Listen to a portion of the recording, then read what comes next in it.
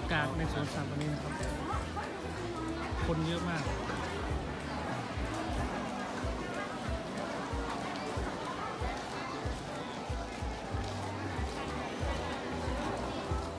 ครับตอนนี้ครับรถกอล์ฟเต็มแล้วครับต้องมาเช่าจักรยานครับ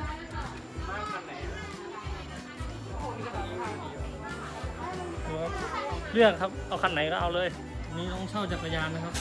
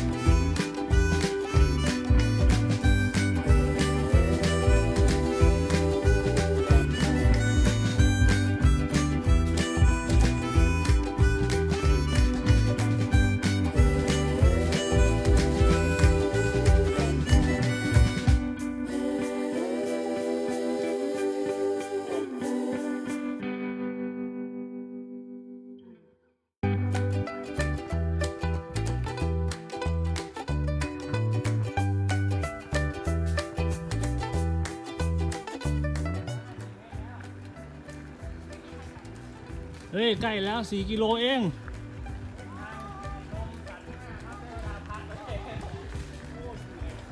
โอ้ถึงจุดชมสัตว์แล้วนะครับ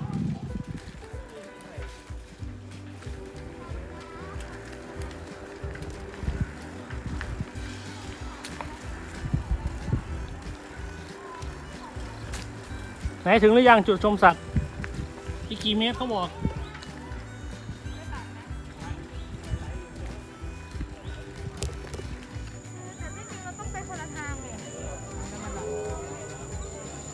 ตัวนี้ตัวผู้ชื่อว่าวีโก้นะครับผมตัวเมียชื่อว่าน้องน้ำตาลนะครับสิงโตเป็นสัตว์ตระกูลแมวนะครับผมเขาจะมีนิสัยสิงโตนอนเลยนะครับที่ชอบน้ำนะครับผมเขาจะนอน18 ชั่วโมงถึง20 ชั่วโมงต่อวันเลยนะครับนอนทั้งวันเลยนะครับนอนทั้งวันหมาก็นอนหลับเราดูในกล่องเลยนะครับผม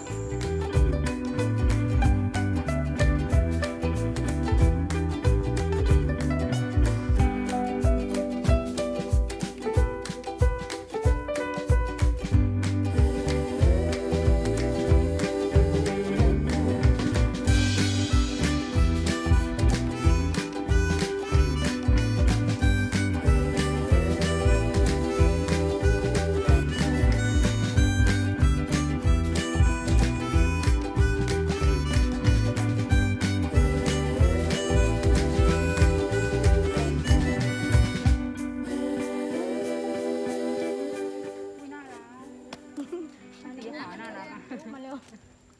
หันไปแล้วจะทำอะไร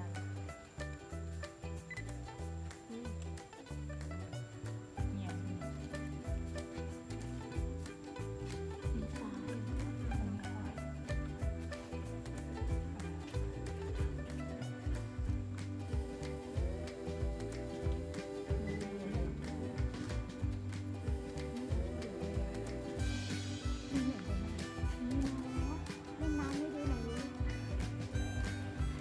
โดดลงน้ำนี่คือแบบเดี๋ยวเราเขาพูดชื่อ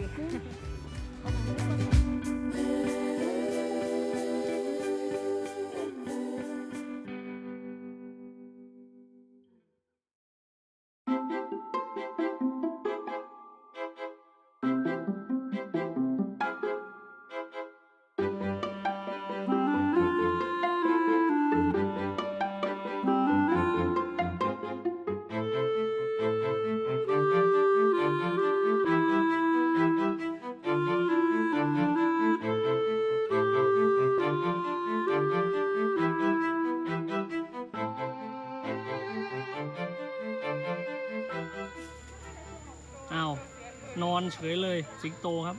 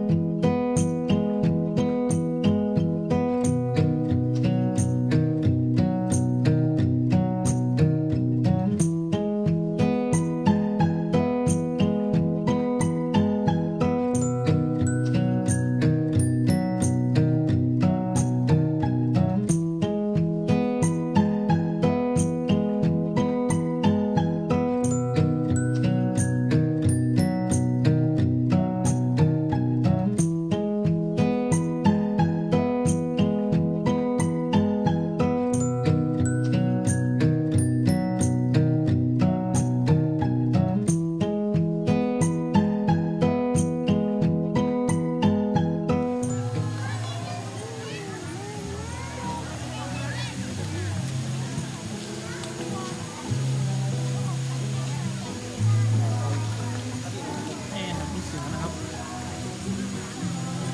ครับโชว์เสือโดดน้ำ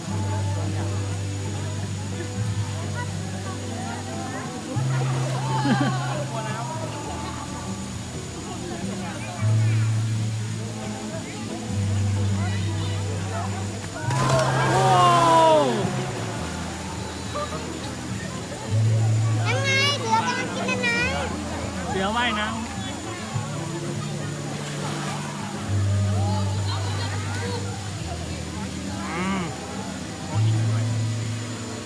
กันหนึ่งพวก ว้าว ยักษ์ออกมาไหม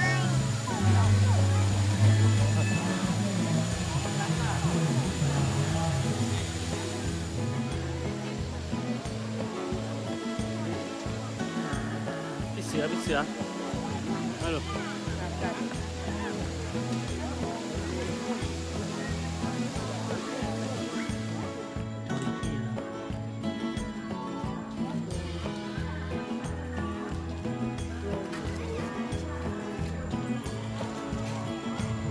ไม่ขยับเลย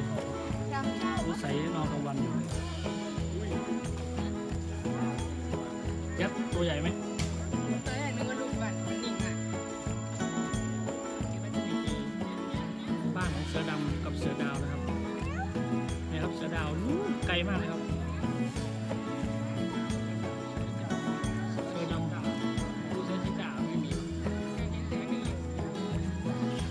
เป็นนอนอยู่ในร่มครับเป็นร้อน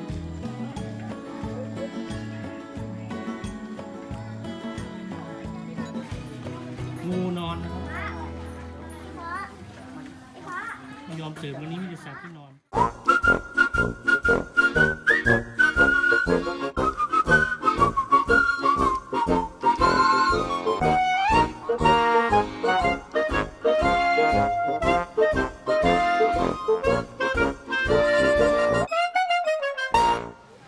ครับตอนนี้เรามาถึงจุดชมนกแล้วนะครับ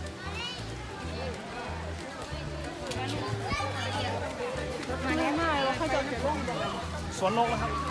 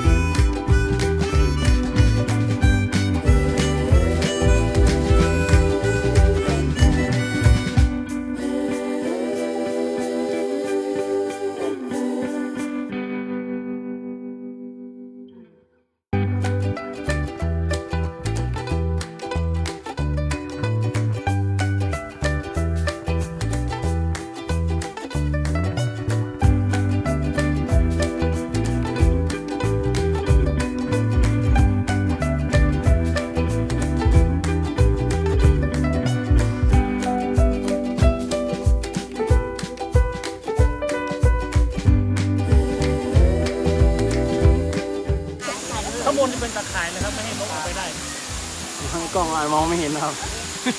เอาเลยนี่ครับตะข่ายแบบนี้ครับถุงนี่ครับเพื่อไม่ให้นกบินออกไปได้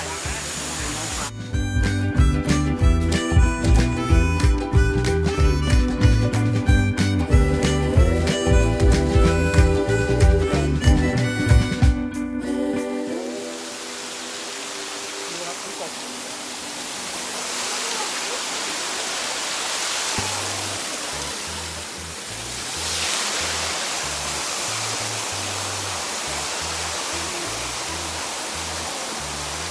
นี่เราอยู่ในสวนนกนะครับ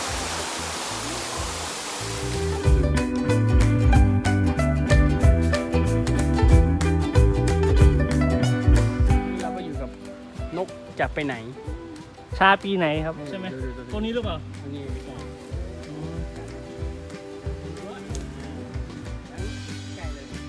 นกชาปีไหนครับบอกว่าเร็วปีนี้แหละ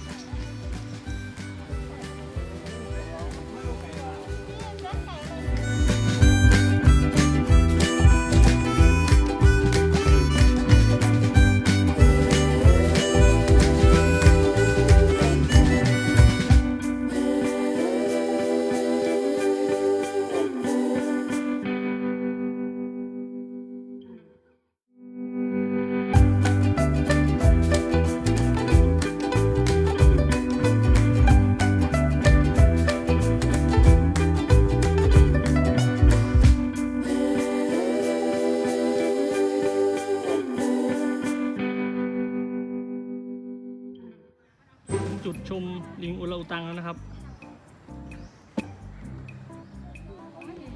มาแล้วครับ ไปมาแล้ว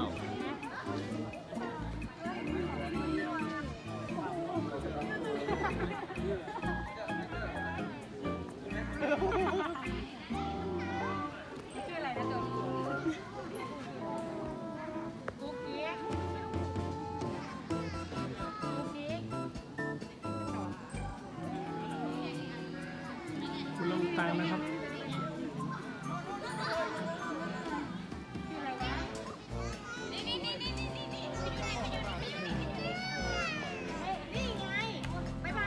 สวัสดี นี่มาได้หน่อย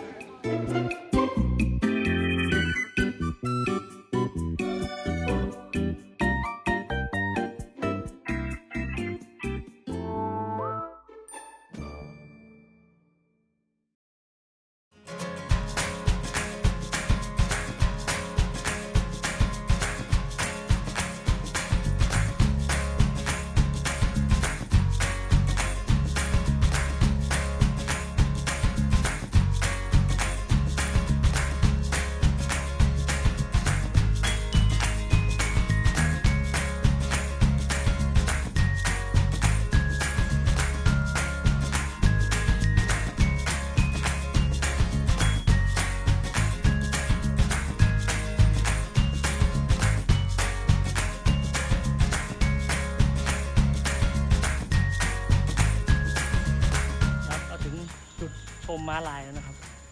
มาดูว่าม้าลายกำลังกินหญ้านะตอนนี้ดูนะครับ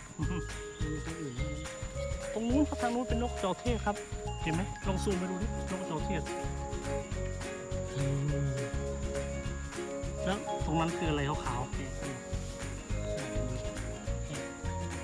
ค่ภูเขายีราฟโอ้ยยีราฟตรงนู้นครับ ยีราฟอยู่ไกลมากไง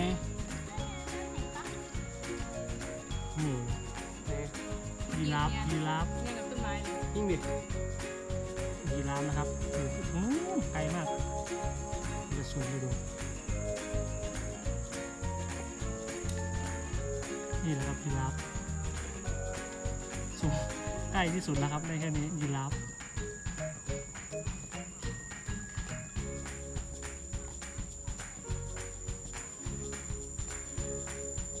ม้าลายครับ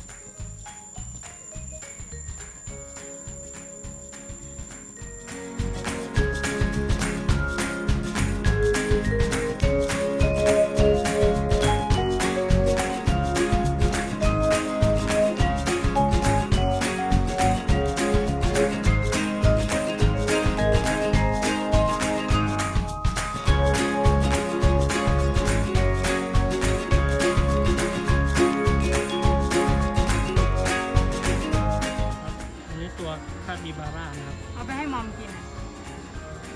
หนูยักษ์นะครับ ตัวใหญ่กว่าแมวอีก อุ้ยไปก้ม ทำอะไรอ่ะ เอานะมันอยู่ที่สาธารณะ หึ ไม่อยู่ค่ะทะเลสาบ เต่าทะเลทรายเหรอกำลังกินหญ้าอยู่ เฮ้ยอายุกี่ปีนั่นน่ะ โอ้หลายปีแน่นอน น่าจะแก่กว่าพวกเราเม่นนะครับเม่นกำลังนอนอยู่เม่นขาว